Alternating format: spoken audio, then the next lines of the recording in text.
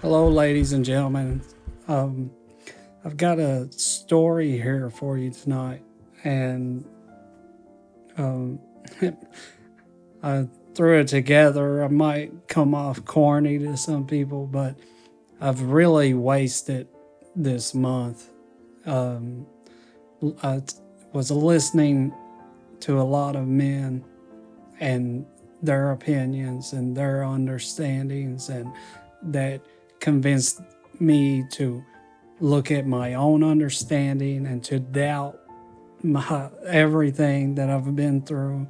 And I've wasted a lot of time when I could be doing the ministry stuff. And so past few weeks I've been looking for a job like crazy. I've put in all kinds of applications, and I've it, you might think it's because like Christmas and try to do something, get something for my daughter, but that's not it. It's I wanted to do some things. 30 minutes from me is a lot of homeless, and I was hoping to take some coats or some socks. I was hoping to get out on Christmas Eve, maybe Christmas Day, and go and do things for the homeless and let them know that Christ will be here soon. But I wanted to rely on myself for that. And I've wasted a lot of time. I've gotten no further. So that homeless thing that I was wanting to do isn't going to happen. But I had a lot of conversations with people about this, and it's really, people don't understand me. People don't understand my reckless faith. My faith is reckless.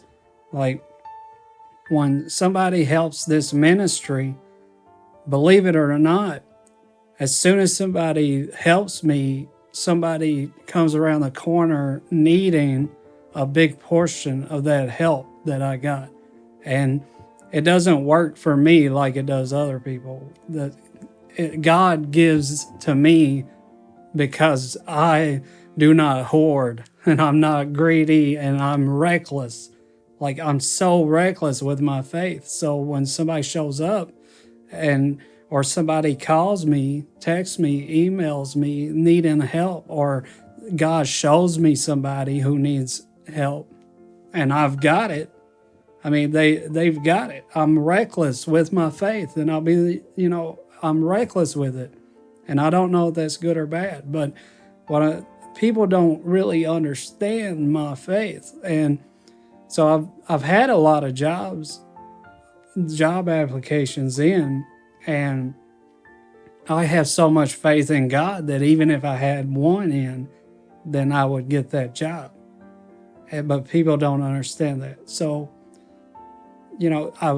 I don't have anybody I can talk to about my anxiousness, my financial situation, because I can feel like when I'm talking to somebody and I'm just talking to them, they feel like they feel convicted, and that causes anger, and that causes them to be like, get a job, bro. So not only to prove it to everyone, but to prove to myself, because it causes doubt. I've wasted quite a few weeks, and that's why there hasn't been a lot of content. But so here I am. I decided to just put together a little bit of story to help people understand who I am and my faith. And here's the story. Hope you guys like it. I love you all. May God's will be in our life. There was once a man who found a treasure in a field. He was astonished by the treasure, and he covered it with dirt and made his way home. But he could not stop thinking about the treasure. So he eventually inquired to who the owner of the field was and went to speak with him. By talking to the owner of the field, he discovered the treasure was called the kingdom of heaven. The man inquired to the owner of the field if he might consider selling the field. The owner told him, "The field and everything in it is for sale." The man then asked the owner what the price of the field was.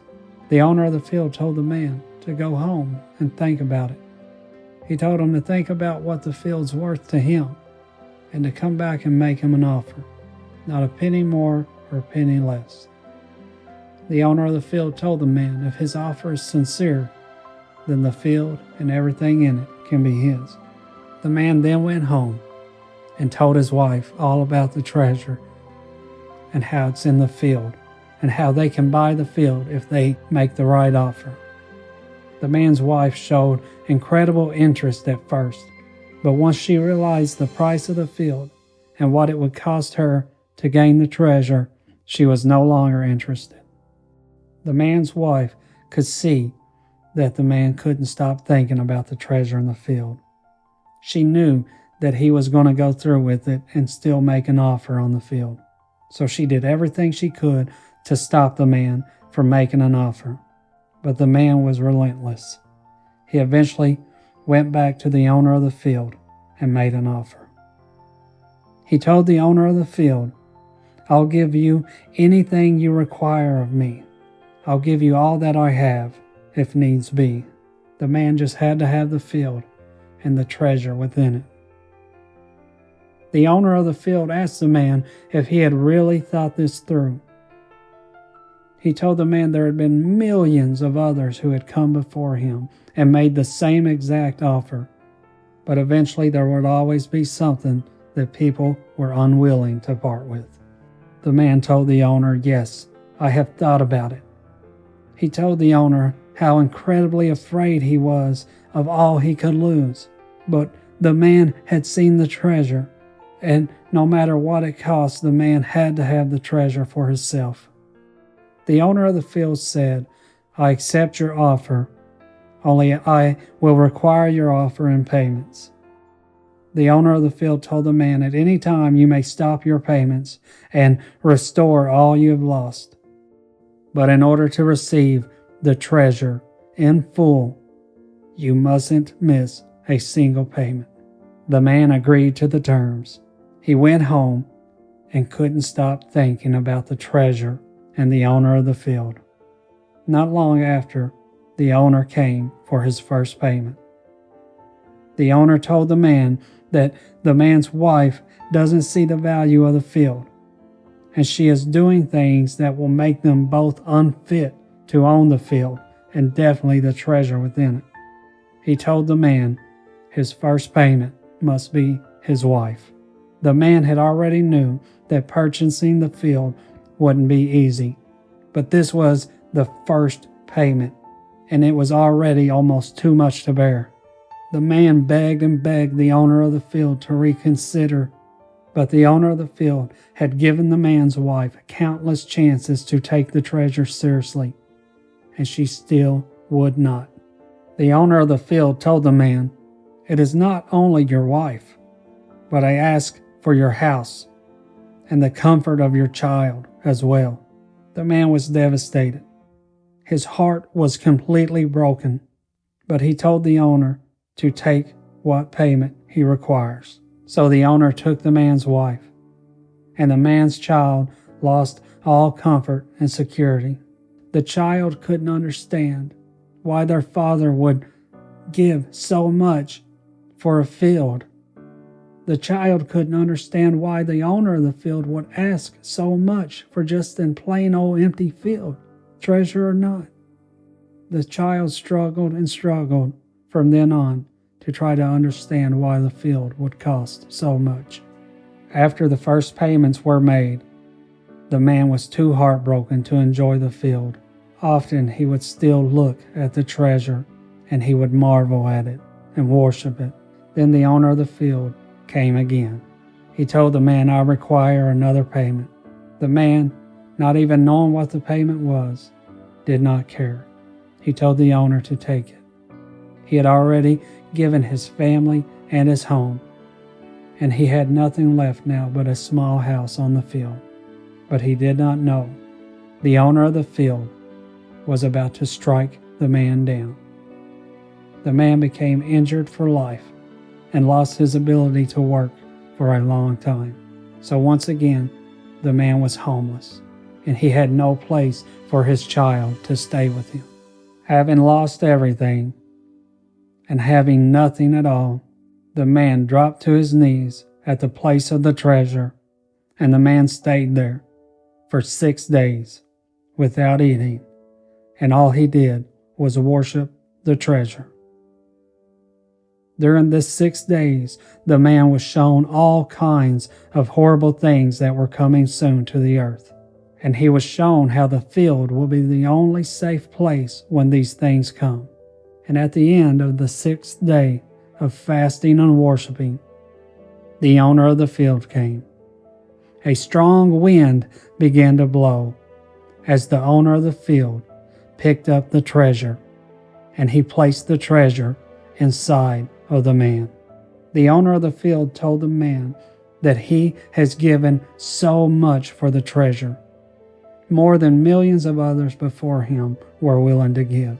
So now the man will be born again, and he will hold the treasure inside of his heart. Now with the treasure inside of the man, he could see all the things and places the treasure was touching. And the man now knew and understood things that few men ever had or ever will. The man, even after suffering so much, still felt incredibly, completely unworthy of this treasure inside of him now. But the owner of the field said, "Do not be troubled by this, because I will return and require more payments." As time passed, the man had to give the owner of the field many payments. But many of those payments he had to give was because of his own understanding and because of his own nature.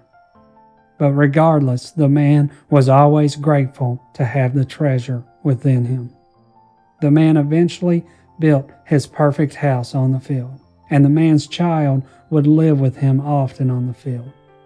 And the man was betrothed to a beautiful woman who loved the field as well. But eventually, the owner of the field came to require payment. Only this wasn't going to be a single thing. The owner of the field told the man, "It's time for everyone who holds the treasure within them to choose." The owner of the field told the man, "You can keep your job you love so much. You can keep your perfect house you have built for you, your child, and your betrothed. You can keep all of these things. But if you choose to keep all these things, I will have to take back the treasure." The man was absolutely devastated. The man felt as though he had been through enough and had paid enough. He pleaded with the owner of the field to reconsider, but the owner of the field told him there's no time to reconsider. So in the end, the man gave the owner of the field all of the things he required of him. He gave his job. He gave his perfect house. He gave his child's comfort. And he gave his beautiful betrothed, all to the owner of the field. The man was left with nothing once again, nothing but a bed and a spare room. But the owner of the field reminded the man. He made the man remember all of the things that he had been shown. The man remembered how hard it was to learn about the treasure on his own. So he decided he would go work in places where it wouldn't cost the treasure in order to work there. And he would use that money to tell everyone the good news about the treasure. But whenever the man would go to work somewhere, they knew the man had few options. So they paid the man 1/10 of his worth and made him work twice as hard. And sometimes when the man would find his own work, the people he was helping would steal the jobs from behind his back. The man had to work for people who hated the treasure and wanted nothing to do with it. The man was working so hard for so little, he hardly had time or the funds to share the good news about the treasure, until finally the owner of the field came, and he told the man, "You can keep doing things your way, or you can do them my way. It will not always be easier, but it will be better." He told the man he would send many people to help, but only a few would. The man told the owner, "But sir, I don't want to be a burden. I cannot accept help from anyone. I've always done things on my own. I've always relied on myself since I was a small child." The owner of the field told the man, "You will never be a burden to those who help you. Those who help you will be repaid with gifts and blessings beyond what they have given." The man doubted this, so the owner of the field proved it over and over again. When someone helped the man, that someone would receive incredible blessings or the exact same help in return. The owner of the field showed the man how sometimes people were blessed beforehand because the owner of the field already knew that they were going to help the man. But the owner of the field warned the man. The owner said, "I've shown you many things that have come to pass, and I've shown you all the things that are still to come. You know the value of what you have. And now you must help me convince others to come to the field before it's too late." The owner of the field warned the man. He told him, "Nothing good will come from you wandering off the field to rely on yourself. And I warn you, I will check in on you from time to time, and I will test your patience. I will test your own faith in the treasure." And so as of late, the man has listened to others, and he has left the field to rely on himself, on the count of others convincing the man that the field owner has left him for good. Others have tried to convince the man that he is a burden to others, and all the times the field owner has repaid help, they have just been a coincidence. So now the man, he's lost so much time that he could have used to teach people all the things that he's learned about the treasure. But now that the man has applied for 100 jobs without any luck, he has regained his faith and patience in the owner of the field. Because he knows if the owner of the field wanted him to rely on himself, he would have gotten a job with the first application, let alone 100. The only reason the man was accepting help to begin with is because people were asking to help. The man started sharing his information for them to help because the man knows it's not a big deal if someone doesn't help him. But it scares the man when someone asks for his information so they can help, and the man never hears from them again. So the man continued to share the information to stop people from asking for it because he was afraid for those who acted like they wanted to help but didn't. Those who bless the man are blessed. Those who do the opposite receive the opposite. The man doesn't care if someone helps or not. He's just grateful that someone is listening to the good news. So now that the man has proven to others and proven to himself and fought off the seeds of doubt planted by others, the man can get back to work for the owner of the field. The man has learned over and over again that telling people about the treasure in the field is not easy, and the treasure cost everything. But even still, the man has to die every day, because every day the man wants to be a part of the world again. The man desperately wants to rely on himself again, because to rely on himself is the absolute easiest thing the man could ever do. It is what he has done his entire life. But the field owner says there's no time to go back into the world and become part of the world. The owner of the field says, "I am commanding you to work for me."